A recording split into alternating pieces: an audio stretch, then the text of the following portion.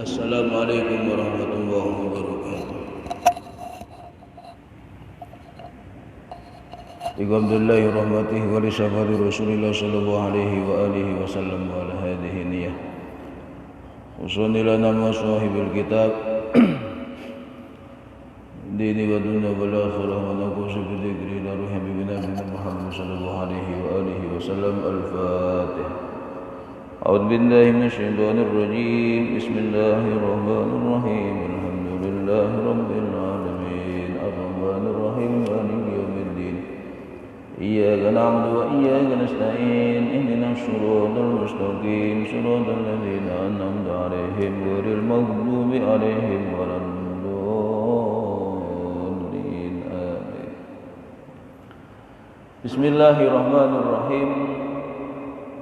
Alhamdulillahilladzi manna alaina bi rasulihil karim wa hadana bihi ila dinil qawim wa siratal mustaqim wa amarna bi tawqirihi wa ta'zimihi wa takrimihi wa tabjilihi farrada ala kulli mu'min an yakuna ahabba ilayhi min nafsihi wa auladihi wa khalilihi ja'ala mahabbatahu sababan li mahabbatihi wa tafdilihi.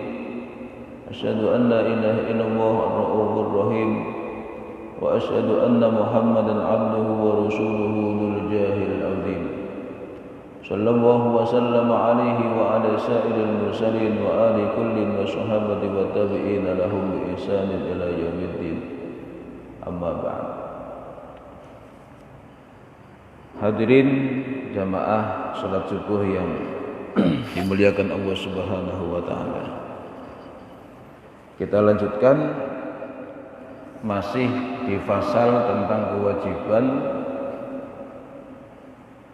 daripada menerima dengan ikhlas nasihat Nabi sallallahu alaihi wasallam. Nasihat kepada Nabi sallallahu alaihi wasallam. Berangkat dari hadis Nabi sallallahu alaihi wasallam, beliau bersabda, inna dina an-nasihah. Agama itu adalah nasihat. Untuk siapa? Untuk Allah, untuk kitabnya Allah, untuk utusannya Allah, untuk imamnya kaum muslimin, dan untuk keumumannya orang muslimin. Nasihat untuk Allah bagaimana? Nasihat menjadi agama untuk Allah ataupun kepada Allah. Ya, ini dengan agama kita dituntut berakidah dengan akidah yang benar. Ya, ini mengesahkan Allah,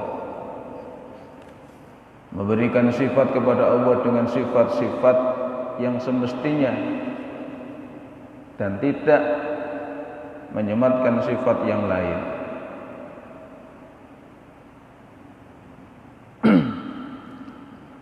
Kemudian mencintai apa yang dicintai oleh Allah, menjauhi apa yang dibenci oleh Allah. Nasihat kepada kitab Al-Quran, yaitu dengan kita beragama, menambah keyakinan kita terhadap Al-Quran. Semakin yakin kita dengan Al-Quran, semakin iman kita terhadap Al-Quran. Mengamalkan apa yang ada di dalam isi Al-Quran, membaguskan bacaan Al-Quran. Jadi kalau ada orang Islam baca Qurannya ini masih amburadul, kok tidak mau belajar, khusus urusan tahsinul qiraah, maka nasihat agama tersebut belum sepenuhnya dilaksanakan. Khusyuk ketika bersanding dengan Al-Quran, ketika membaca Al-Quran itu khusyuk, mendalami maknanya, ya, meskipun kita nggak paham betul maknanya, tetapi minimal ketika kita membaca dan ada makna-makna yang kita pahami, itu kita menghayati, menampakkan ketakutan kalau ayat-ayat itu tentang ancaman, menampakkan raut wajah bahagia kalau ayat Al-Quran itu berkaitan dengan hal-hal yang membahagiakan. Takdim, ya, mengagungkan Al-Quran dan seterusnya. Kita lanjutkan, wa amman nasihatu li rasulih. Adapun nasihat li rasulihi kepada utusannya Allah ataupun untuk utusan Allah. Jadi agama itu nasihat untuk utusan Allah, nasihat kepada utusan Allah. Jadi agama itu nasihat untuk siapa? Untuk Rasulullah. Artinya at-tasdiqu bi nubuwwatihi. Tasdik membenarkan. Ya, tasdik atau membenarkan. Bi nubuwwatihi, dengan kenabian Muhammad bin Abdullah. Artinya kita menerima, membenarkan bahwasanya Nabi Muhammad, putranya Abdullah, putranya Sayyidah Aminah, ini adalah seorang Nabi dan Rasul. Jadi tasdik itu artinya membenarkan, bukan benar, tetapi membenarkan. Kenapa Abu Bakar itu dijuluki dengan As-Siddiq? Sahabat Abu Bakar As-Siddiq, Siddiq, membenarkan. Yaitu ketika Rasulullah sallallahu alaihi wasallam turun dari peristiwa Mi'raj, satu malam Isra wal Mi'raj, setelah selesai Rasulullah kembali ke Mekah. Kemudian esoknya menyampaikan kabar itu kepada orang-orang Arab, ya, khususnya kaum muslimin yang sudah masuk Islam. Ternyata ada yang tidak percaya. Kemudian pergi ke rumahnya sahabat Abu Bakar, menanyakan, bagaimana kalau ada orang mengatakan begini, yaitu Isra Mi'raj, perjalanan dari Makkah Palestina, ya, kemudian naik sampai langit ketujuh, Sidratul Muntaha, turun kembali dalam waktu hanya sebagian malam. Sahabat Abu Bakar cerdas, yang datang ini orang kafir, Abu Bakar cerdas, ini pasti ada maksud tertentu. Enggak langsung dijawab, tetapi dijawab dengan pertanyaan. Siapa yang ngomong seperti itu? Siapa yang menceritakan kalau dia sudah melakukan perjalanan seperti itu? Ya, dari Makkah, Palestina, kemudian sampai naik langit, turun kembali. Siapa yang ngomong seperti itu? Yang ngomong Muhammad, putranya Abdullah. Oh, kalau yang ngomong Muhammad bin Abdullah Rasulullah, maka saya tidak ada alasan untuk tidak percaya. Ya, jadi itu sahabat Abu Bakar As-Siddiq. Jadi Siddiq ataupun tasdik bi nubuwwatihi, membenarkan dengan kenabian Muhammad bin Abdullah. Wa budlutu ahlahu, kemudian mencurahkan ketaatan lahu kepada Nabi Muhammad. Jadi enggak cukup yakin, enggak cukup dengan membenarkan, tetapi kita mencurahkan ketaatan. Mencurahkan ketaatan dengan sekadar kemampuan kita. Fima, ketaatan dalam hal amara bihi yang diperintahkan oleh Nabi. Ya. Au yanha anhu, ya, selain taat berbarengan juga dengan ketaatan kepada apa yang diperintahkan, juga ketaatan kepada apa yang dilarang oleh Nabi. Lagi-lagi pertanyaannya, gimana kita mau taat kalau kita enggak melek, enggak paham dengan ajaran Nabi? Ya, makanya penting taklim itu hal yang penting. Jadi kita dituntut untuk mentaati apa yang Nabi perintahkan, dituntut untuk menjauhi apa yang Nabi larang. Kemudian wa nusratuhu, agama itu nasihat untuk Rasul. Artinya dengan agama, kita paham agama, kita kemudian sadar untuk menolong Nabi Muhammad. Wa himayatuhu, dan juga untuk menjaga Nabi Muhammad hayyan wa maitan, baik ketika beliau masih hidup atau sudah wafat.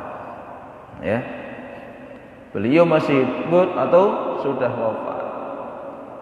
Jadi kita menjadi penolongnya, menjadi barisan yang siap untuk membela Nabi Muhammad sallallahu alaihi wa alihi wasallam, siap untuk menolong Nabi Muhammad sallallahu alaihi wa alihi wasallam. Ya. Jadi itu baik ketika beliau masih hidup atau masih sudah meninggal dunia. Ya, kalau hidup berarti itu tugasnya sahabat. Kalau kita Rasulullah sudah wafat, maka kewajiban kita menolong beliau, menjaga beliau, yaitu dengan apa? Ihya'us sunnah bitolabiha wa nasriha, yaitu dengan menjaga, menghidup-hidupkan sunnah Nabi. Caranya dengan mempelajarinya dan menyebarkannya. Jadi kita pelajari sunnah-sunnah Nabi, ajaran-ajaran Nabi, kemudian kita sebarkan, kita tularkan kepada yang lain, kepada istri anak kita, kepada tetangga-tetangga kita, kepada anggota perkumpulan kita, kepada jamaah kita, dan siapapun, ya, siapapun. Lah, bicara membela Nabi Muhammad, menjaga Nabi Muhammad, hakikatnya Nabi Muhammad tidak perlu dibela. Nabi Muhammad tidak perlu dijaga. Maka sekian banyak hadis menjelaskan tentang bagaimana Rasulullah menghalau sahabat ketika Rasulullah disakiti oleh orang-orang kafir. Ya, Rasulullah ingin disakiti oleh orang kafir, sahabat ingin menolong Rasul, menjaga Rasul, tetapi beliau justru melarang, menghalau. Udah biarkan, ya, tidak usah diladeni, biarkan saja. Kenapa? Kalau alasannya hanya menjaga Rasul, maka Allah sudah lebih dulu menjaga Nabi Muhammad. Sama halnya dengan membela agama. Kita ini enggak perlu membela agama. Justru agama ini besok yang akan membela kita. Ya. Jadi enggak perlu, ya. Adalah kalimat yang salah kalau ada orang mengatakan bela agama. Agama enggak perlu dibela. Agama itu dipahami, diamalkan. Islam itu dipahami, diyakini, diamalkan. Terus kalau ada orang menghina agama kita bagaimana? Biarkan saja. Kenapa? Agama itu dari dan miliknya Allah, biarkan dia berurusan dengan Allah. Lu sampeyan gimana? Agamanya dihina orang kok tidak marah? bukannya tidak marah. Kita marah, tapi membalasnya itu disesuaikan dengan aturan Allah. Ya. Karena orang Islam itu tidak pernah diperintahkan untuk menyakiti orang lain kecuali dalam hal-hal yang dibenarkan. Apalagi membunuh nyawa tidak dibenarkan kecuali dengan dalih yang bisa dibenarkan. Jadi membela Nabi Muhammad, satu misal, ya, satu misal. Ada orang membuat karikatur Nabi Muhammad. Ya, itu gimana? Hakikatnya, ya, hakikatnya kalau orang yang paham tidak usah melakukan tindakan apapun. Ya, tidak usah melakukan tindakan apapun. Tetapi untuk menjaga, ya, untuk menjaga jangan sampai hal itu kemudian mengkontaminasi, mempengaruhi daripada diri kita, maka kuatkan akidah kita. Ya, kuatkan akidah kita. Karena khawatir, ya, perkara yang halal dan haram itu hal yang prinsip. Kalau kita nggak paham betul tentang perkara yang halal dan haram, itu nanti kita akan bias. Ya. Jadi membela Nabi Muhammad, menolong Nabi Muhammad ketika hidupnya ataupun meninggalnya, ini artinya adalah menghidupkan sunnahnya, menghidupkan ajarannya dengan cara kita belajar kemudian menyebarkan. Contohnya afsus salam, menebarkan salam. Jadi kita umat Islam saling ketemu sengaja ataupun tidak. Sengaja itu maksudnya kita memang datang kepadanya. Tidak sengaja sedang lewat jumpa. Ya. Itu kita disunahkan untuk uluk salam. Ya, disunahkan untuk uluk salam. Uluk salam itu sebagai tanda kita melaksanakan sunnah. Nanti wujudnya itu berbeda-beda. Ya, ada yang uluk salam, assalamualaikum. Ya, ada yang uluk salam sambil jabat tangan.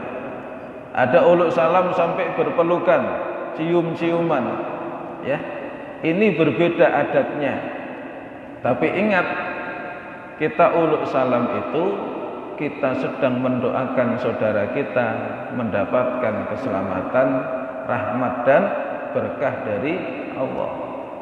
Maka itu harus tulus. Kok ada orang uluk salam enggak tulus? Ya, dia tidak sedang menghidupkan sunnah, tetapi dia sedang merusak sunnah. Jadi menghidupkan sunnahnya Nabi. Wadzubu anha, kemudian memelihara daripada sunnahnya Nabi, ajaran Nabi dipelihara, diamalkan, kita tularkan kepada anak istri kita sampaikan kepada jamaah kita, masyarakat kita, lingkungan kita. Ya, wa takhalluq bi akhlaqihil karimah, kemudian berakhlak dengan akhlak beliau yang mulia. Wa adabihil jamilah, berakhlak dengan perilaku beliau yang bagus itu. Nah, berakhlak dengan akhlaknya Nabi dan juga beradab dengan adabnya Nabi. Nah, ini sangat penting. Ya, sangat penting. Dan pada akhirnya ini menjadi tolok ukur bagaimana kita itu mencontoh Nabi Muhammad sallallahu alaihi wasallam. Ya. Jadi mencontoh Nabi itu tidak sekedar urusan berpakaian. Kalau urusan berpakaian dipahami sebagai bentuk mencontoh Nabi, Maka orang yang hidup pada zaman Nabi, pakaiannya itu sama dengan pakaian Nabi, menggunakan sarung, menggunakan jubah, menggunakan imamah, menggunakan sorban. Ini juga dilakukan oleh orang-orang kafir. Karena jubah imamah itu pakaian adatnya orang Arab. Ya. Kalau kita ada pakaian kebaya, ada baju kurung, ya, itu pakaian adat. Jubah itu pakaian adat. Udeng-udeng, ya, yang dililitkan di kepala itu juga adat. Jadi orang kafir juga pakai. Abu Lahab itu pakai, Abu Jahal juga pakai. Jadi mencontoh Nabi itu tidak pakaiannya. Terus kenapa kok ada orang pakai jubah? Para pendakwah itu kok pakai imamah, pakai sorban? Ya, karena Nabi Muhammad pakai pakaian seperti itu. Jadi tetap dihukumi sunnah. Tetapi jangan dibanggakan, biasa saja. Ya. Jangan untuk gagah-gagahan. Karena orang kafir juga pakai baju seperti itu. Ya. Tetapi akhlak itu apa? Akhlak itu cara orang berjalan, itu namanya akhlak. Akhlak itu bagaimana orang memandang, itu namanya akhlak. Akhlak itu bagaimana orang berbicara. Akhlak itu bagaimana gerakan tubuhnya, itu namanya akhlak, adab, sopan, santun, tata krama. Nah, kita dituntut untuk berakhlak seperti akhlaknya Nabi, ya. Dituntut seperti akhlaknya Nabi. Bagaimana akhlaknya Nabi? Al-Kisah, ya. Ini kisah ini masyhur. Bahkan sampai dibuat dalam sebuah film kartun. Ya. Tentang apa? Tentang kegelisahan sahabat Abu Bakar As-Siddiq sepeninggal Nabi Muhammad sallallahu alaihi wasallam. Jadi kenapa sahabat Abu Bakar As-Siddiq itu termasuk sahabat yang paling mulia di antara sahabat yang lain? Abu Bakar As-Siddiq kenapa sampai kemudian menjadi khalifah pertama sepeninggal Nabi? Kenapa Abu Bakar itu menjadi sahabat utama? Bahkan kenapa sampai peristiwa hijrahnya Nabi itu sahabat Abu Bakar yang mendampingi? Ya, bahasa kita pasti Abu Bakar ini bukan orang sembarangan. Pasti beliau itu orang pilihan. Ya. Maka salah satu keistimewaan Abu Bakar As-Siddiq adalah beliau itu berusaha mencontoh Nabi, melakukan apa yang dilakukan Nabi itu 100%. Apa yang Rasulullah lakukan, beliau ingin melakukan. Itu Abu Bakar. Ya, tentunya dalam urusan ibadah. Ya. Dalam urusan ibadah, bukan urusan-urusan yang lain. Ya, sepeninggal Nabi, Abu Bakar bertanya kepada Sayyidah Aisyah. Sayyidah Aisyah ini istrinya Nabi, tetapi putrinya Abu Bakar. Ya, jadi orang Arab itu, mohon maaf, bahasa kita tuh bulet. Urusan nikah itu bulet, ya. Jadi muter-muter nikah itu. Nikah dengan ini ternyata anaknya ini, muter-muter, ya. Nanti diputer-puter macam-macam. Ya. Jadi Abu Bakar itu selain sahabat juga mertua Nabi. Sama halnya dengan Umar bin Khattab. Sayyidah Hafsah ini putrinya Umar bin Khattab, ya. Jadi satu sisi sahabat, satu sisi punggawanya Nabi Muhammad, satu sisi mertuanya Nabi Muhammad. Ya, Abu Bakar, Umar. Abu Bakar bertanya kepada Aisyah putrinya, wahai Ummul Mukminin, aku ini adalah orang yang selalu melakukan apa yang Rasulullah lakukan dalam urusan ibadah. Adakah yang Rasulullah lakukan dan aku belum lakukan? Sayyidah Aisyah menjawab, wahai bapakku, sudah. Apa yang Rasulullah lakukan semua sudah engkau lakukan. Tinggal satu yang belum engkau lakukan. Abu Bakar kaget. Ya, kaget sekaget-kagetnya. Bertanya dan sangat ingin tahu, apa itu wahai putriku? Rasulullah semasa hidupnya beliau punya kebiasaan pergi ke pasar, tidak untuk belanja, tidak untuk yang lain, hanya untuk menyuapin makan pengemis yang ada di pojokan pasar. Hanya itu. Setelah itu pulang. Tiap hari Rasulullah lakukan seperti itu. Dalam hati Abu Bakar mengatakan, wah, ini gampang. Datang ke pasar, bawa makanan, ngasih makan orang yang ada di ujung pasar dengan ciri-ciri begini. Wah, gampang. Maka bergegas esoknya Abu Bakar menuju pasar.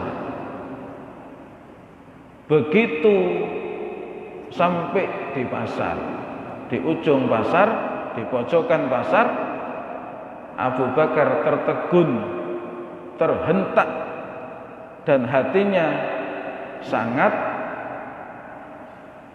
tersayat. Kenapa?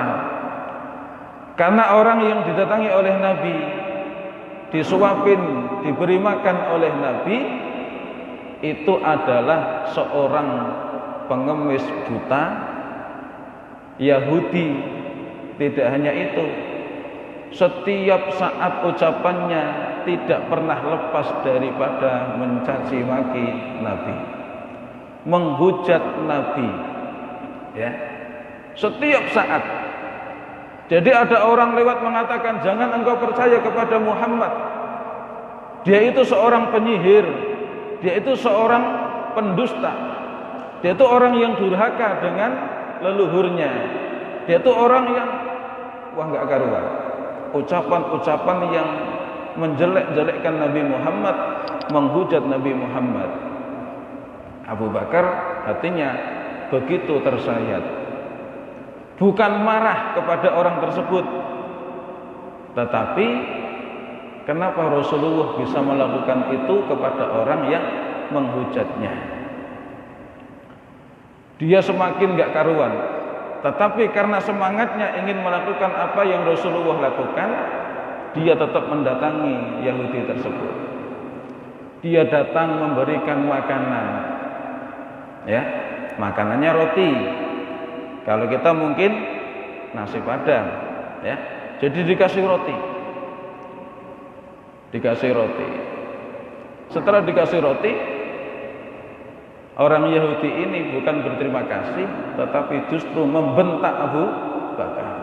Siapa engkau? Ya, datang nggak bilang, tiba-tiba ngasih makanan, malah dimarahi. Abu Bakar bilang, aku ini adalah orang yang setiap hari datang kepadamu, memberi makan kepadamu. Semakin gemetar, bukan, engkau bukan orang yang datang biasanya. Ya, ini akhlaknya Nabi. Setelah itu kemudian orang itu diberi makan, disuapin ke dalam mulutnya karena dia buta. Yahudi mengatakan, engkau bukan orang yang biasanya. Kemana yang biasanya datang kepadaku menyuapinku? Ya, Abu Bakar As-Siddiq tidak lagi bisa berucap apapun. Setelah dimakan, Yahudi tersebut melepeh makanannya, memuntahkan makanannya. Aku tidak mau makan dari tanganmu karena engkau kasar. Ya, Abu Bakar dicaci maki. Akhirnya Abu Bakar bertanya, terus bagaimana dia memberi makan kepadamu? Dia datang kepadaku dengan kalimat-kalimat yang sangat santun. Dia memberi makan kepadaku dengan kasih sayang. Ya, bahkan mengunyahkan roti yang keras itu sebelum disuapkan kepada Yahudi yang mencaci maki tersebut. Ya, ini akhlaknya Nabi Muhammad sallallahu alaihi wasallam. Akhirnya Abu Bakar As-Siddiq mengatakan, benar, aku bukan orang yang datang tiap hari kepadamu. Karena orang yang datang itu sudah meninggal. Tahukah engkau siapa orang yang datang kepadamu itu? Dialah orang yang setiap hari engkau caci maki, engkau hujat. Dialah Nabi Muhammad, dialah Rasulullah. Ya. Maka kemudian orang Yahudi itu sontak, ya, menyesal sedalam-dalamnya, kemudian berikrar 2 kalimat syahadat di hadapan Abu Bakar As-Siddiq. Ya, ini akhlaknya Nabi. Jadi kalau kita ini masih suka, ya, nyalahin orang, menghujat orang, ya, apalagi orang yang tidak kita kenal, tidak kita jumpa, ini masih jauh daripada akhlaknya Nabi. Belum lagi kisah-kisah yang lain tentang bagaimana akhlaknya Nabi sallallahu alaihi wasallam. Ya. Jadi agama adalah nasihat untuk Nabi kepada Nabi. Artinya dengan kita beragama, kita semakin yakin, kemudian mengimani Nabi Muhammad, ya, menghidupkan sunnah-sunnahnya Nabi Muhammad, kemudian berakhlak dengan akhlaknya Nabi Muhammad sallallahu alaihi wasallam. Allahumma shalli ala Muhammad wa ali Muhammad. Ya. Semoga Allah meridhai kita semua. Amin Allahumma amin ya rabbal alamin. Al-Fatihah. A'udzu billahi minasyaitonir rajim. Bismillahirrahmanirrahim.